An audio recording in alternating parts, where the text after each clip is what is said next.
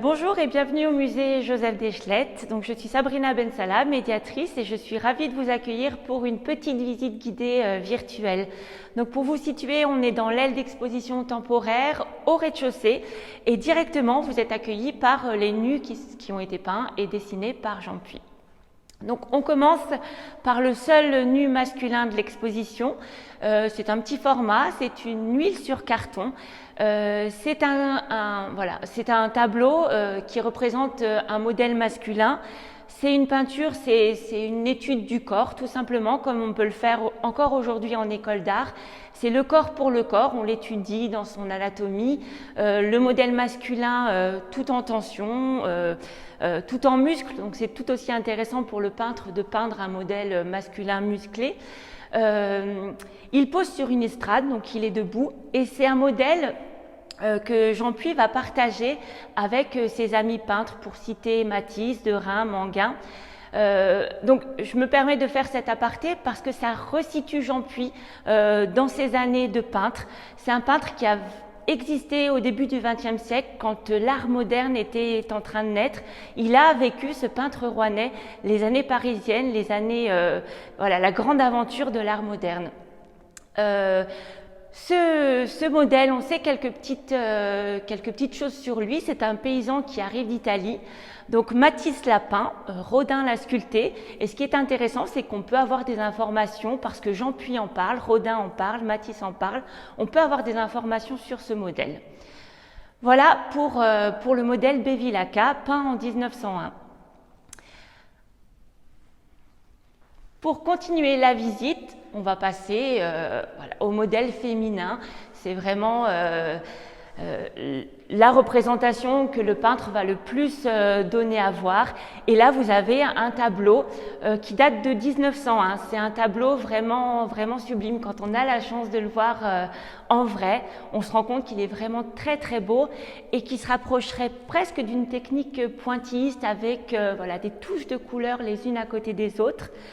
Ce qui est intéressant aussi dans ce tableau, c'est que vous avez des couleurs qui sont différentes. On passe du vert au orange, mais Jean Puy, il a cette maîtrise de la couleur qui fait qu'elles vont, ça va être une belle harmonie. Elles vont toutes se fondre, on dirait presque les unes aux autres, et ça va donner un tableau vraiment très harmonieux, avec un modèle allongé. Elle a la tête sur les mains, elle pense, elle rêve, elle somnole. En tous les cas, elle attend que le peintre termine de la peindre. Donc c'est vraiment un très très beau tableau qui nous montre la maîtrise de Jean Puy quand même pour la couleur et les harmonies de couleurs. On continue avec deux tableaux, encore superbes, de nus, qui sont quand même, qui peuvent se rapprocher au niveau des teintes, des couleurs bleues.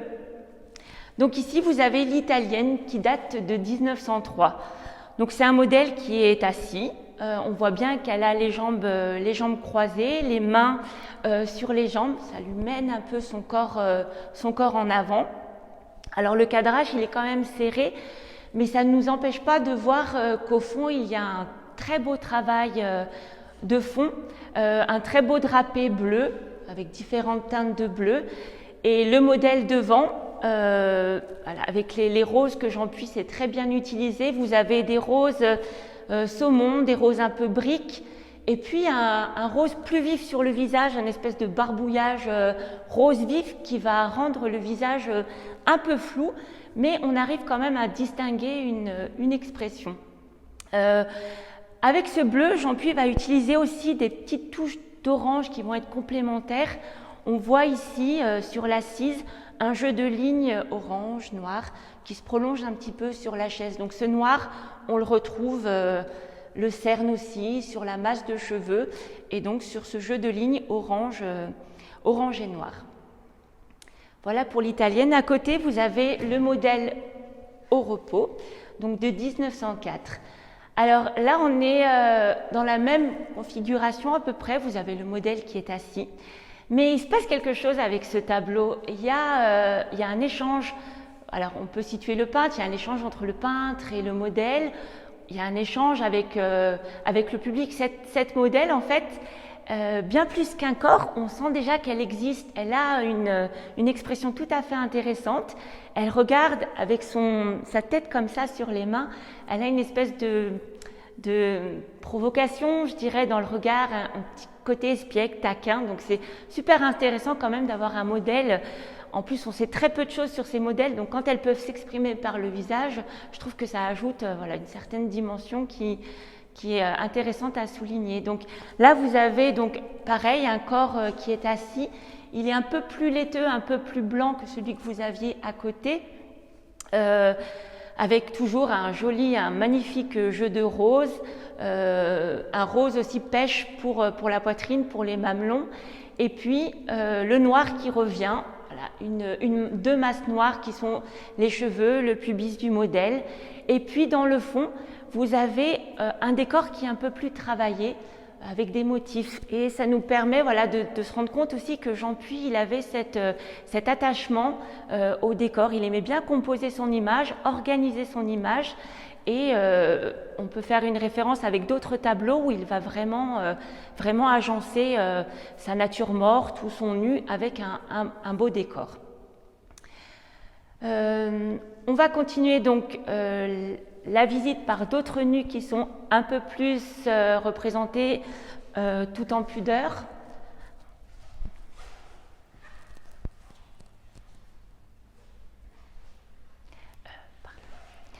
Donc ici vous avez la petite faunesse dormant qui date de 1904-1906.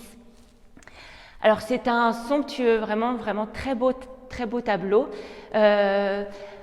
Avec on est tout de suite attrapé par cette grande masse blanche tout de suite sur le devant du tableau. Là, on a vraiment l'exemple que Jean Puy sait très bien composer un tableau. C'est très réfléchi. On pourrait même penser que c'est limite un petit peu maniaque parce que tout est bien organisé. Là, la faunesse est au centre du tableau. Et puis, quand on regarde les proportions, on se rend compte qu'elles sont quasiment égales. La faunesse est au centre et tout s'organise autour de façon très calculée avec deux lignes obliques qui vont ouvrir le champ sur l'arrière. Alors, ce tableau, il est aussi intéressant par rapport à la perspective et Jean Puy s'est amusé à proposer une espèce de mise en abîme où vous avez, donc au fond, on pourrait penser que les peintres sont au fond, mais en fait, ce sont les reflets du peintre. Et vous avez ici, si je ne me trompe pas, Manguin, et ici, vous avez Jean Puy.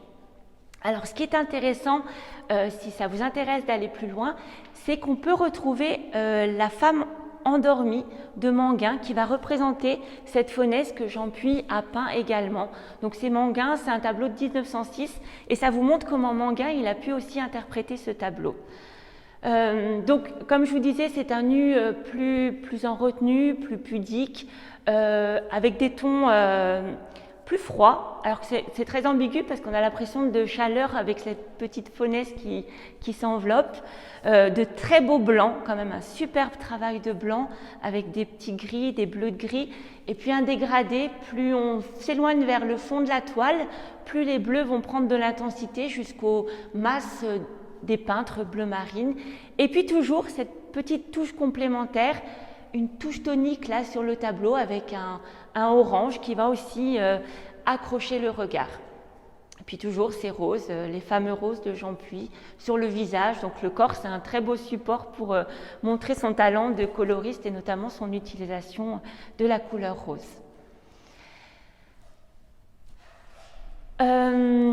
La charmante Anita, donc voilà, on a, je le souligne, on a un prénom ici, on a ce modèle Anita que Jean Puy aimait beaucoup. Il l'a peint souvent entre 1907 et 1914. C'est aussi un modèle que d'autres artistes ont peint. Et là, on peut s'appuyer sur ce que je disais auparavant, sur cette organisation d'une mise en scène, sur le décor, sur l'harmonie des couleurs. Ici, tout est vraiment harmonieux. Vous avez, comme pour d'autres tableaux, des couleurs qui sont différentes, mais Jean Puy va vraiment bien les utiliser, ce qui va donner une belle harmonie. On a quand même Anita, on n'a pas cette technique qui est propre à Jean Puy avec les touches de peinture, les zigzags, les petits points, ce côté un peu esquisse. Là, c'est plus abouti. mais voilà, personnellement, je trouve qu'on n'est pas loin du chef-d'œuvre. Il y a vraiment quelque chose dans ce tableau, une maîtrise de la couleur, de la composition. Et puis des petites anecdotes. On retrouve aussi un vase qui a été peint par un de ses amis artistes, Manguin, si je ne me trompe pas, par rapport à la collaboration qu'Ambroise Vollard a proposée avec le céramiste Mettet. Donc on retrouve ce petit vase qui est dans le fond du tableau. Donc toujours voilà, des bleus, des roses, toute une gamme en harmonie.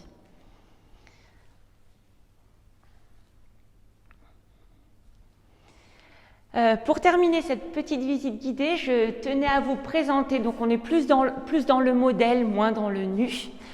Cette femme, on va finir par cette petite note, cette femme voilà, artiste qui n'est plus modèle. Jean Puy a vraiment eu la... comment dire, il a eu l'intelligence de nous proposer une femme qui peint, une femme artiste. Donc là, elle est dans un atelier en contre-jour et elle est en train de peindre un bouquet de fleurs. On a une autre proposition, on a ce même tableau et Jean Puy a été encore plus loin dans sa proposition, c'est que cette femme artiste peint un modèle, un nu, et ce nu, c'est notamment Anita qu'elle est en train de peindre. À cette époque, moi je trouve ça plutôt audacieux d'avoir osé proposer une femme qui peint, qui est artiste. Et voilà, si on remet ce tableau aujourd'hui, c'est quand même une proposition tout à fait moderne de montrer la femme autrement qu'en tant que modèle, en tant que corps nu, passive. Là, elle est active, elle est peintre et pour ça, on peut remercier Jean Puy d'avoir proposé une femme artiste. Et on peut aussi le remercier pour tous ces très beaux tableaux voilà, qu'on va continuer à vous proposer dans d'autres visites virtuelles à suivre sur les réseaux sociaux.